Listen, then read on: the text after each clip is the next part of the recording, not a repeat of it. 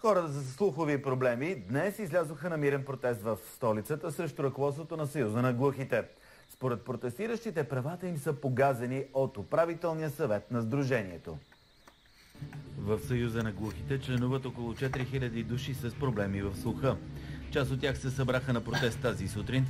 Те поискаха смяна на ръководството, тъй като смятат, че управителя Васил Панев и неговите подчинени използват служебното си положение за лична облага. Друга от причините е и това, че няма достатъчно преводачи, които да помагат на хората с увреждания да се социализират и да водят нормален живот. Така, сега, аз не можах да го разбера това нещо. Съюза на глухите трябва да се управлява от глухи.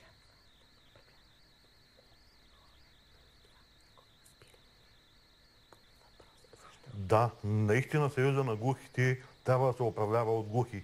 Това е моето виждане, защото темата е Съюз на глухите в България. Да. Значи глухи трябва да управляват. Но за съжаление... Защо? Защото това е Съюз на глухите. Добре. Създадената организация е на социална основа. На социална основа и това е моето виждане. Ма трябва да има някаква причина.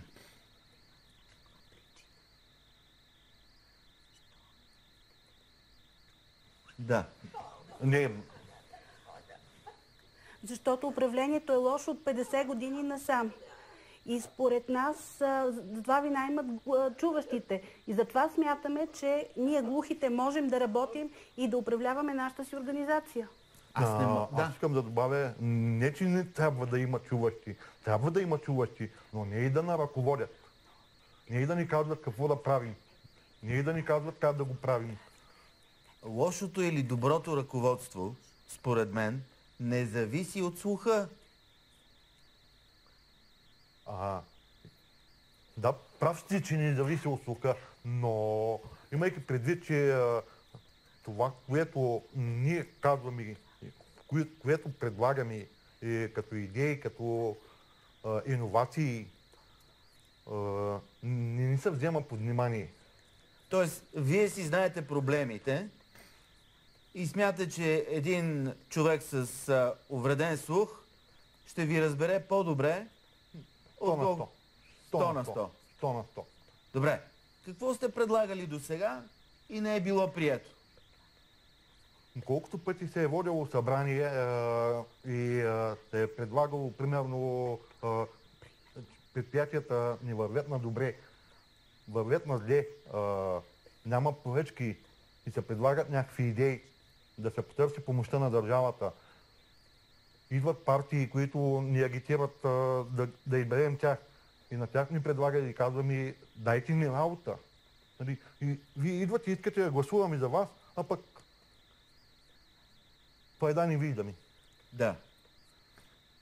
И, например, за жестомимичния превод сега вече го преименувахме на жестов език, български жестов език. Нямаме и достатъчни преводачи.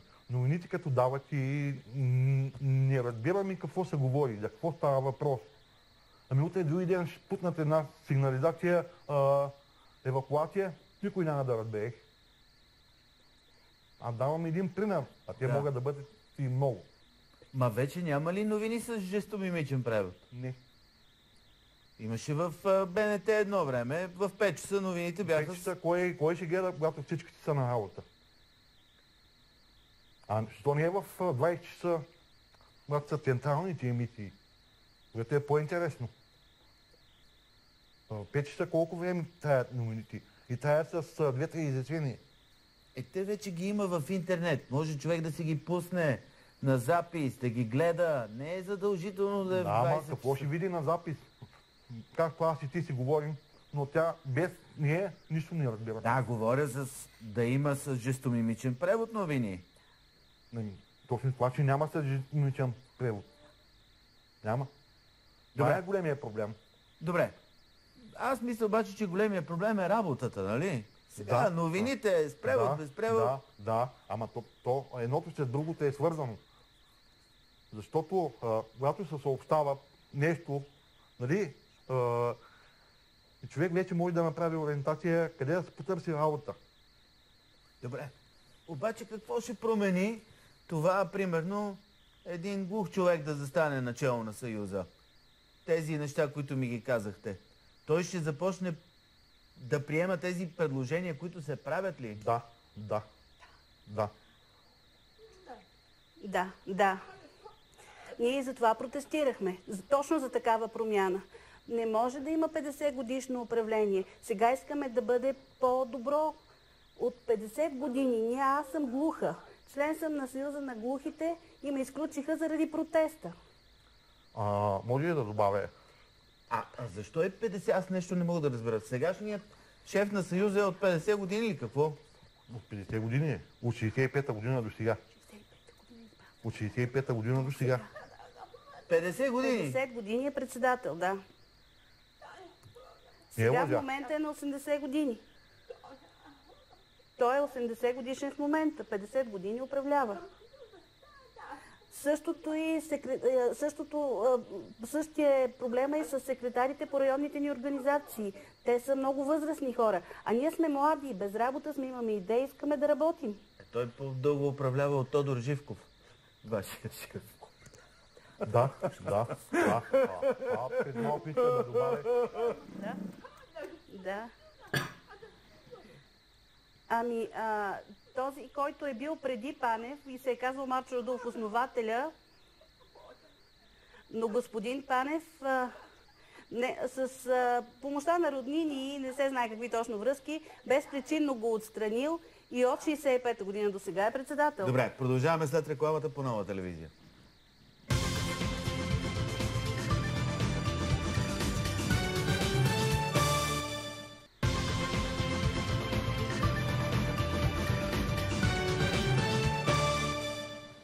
Добре, при мен има представители на хората с увреден слух в България, които протестират срещу това, че председателя на Съюза на глухите управлява от 50 години. И освен това, според тях, един човек, който има проблеми с слуха, би разбрал много по-добре техните идеи и би ги възприел, отколкото чуващ човек. Искаш ли да добавиш нещо към това, което казах? Да, иска да добавя, че Съюза на глухите има социални предприятия, така наречените тих труд. Вместо да има подем, има погром. Мисъл такъв не вървят на печалба, глухите са без работа. Не може едно предприятие да работят 20-30 човека. При условие, че машинен парк е голям.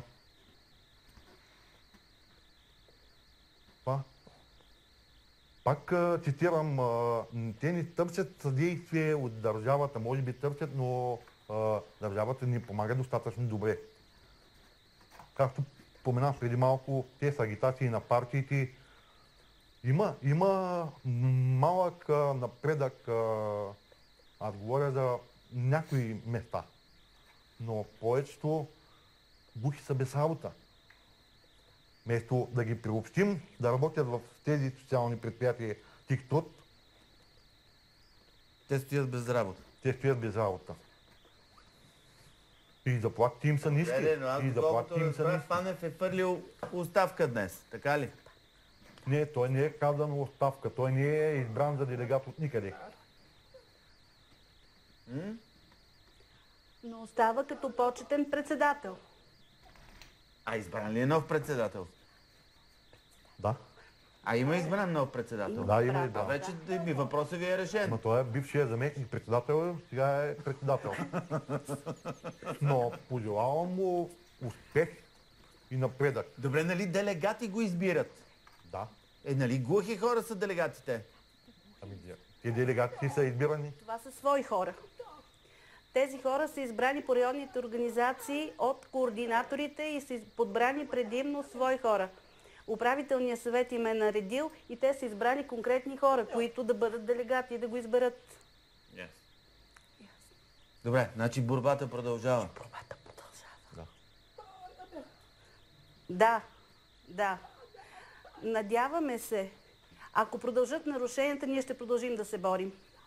И ще продължаваме да пускаме сигнали. Ще продължим. А пък апелирам и телевизията също да бъде в помощ. Да има повече публичност, повече гласност. Ето, Цевте от колко време насам. обаждайте се. Звънкайте. Добре. Добре. Благодаря ви, продължаваме нататък.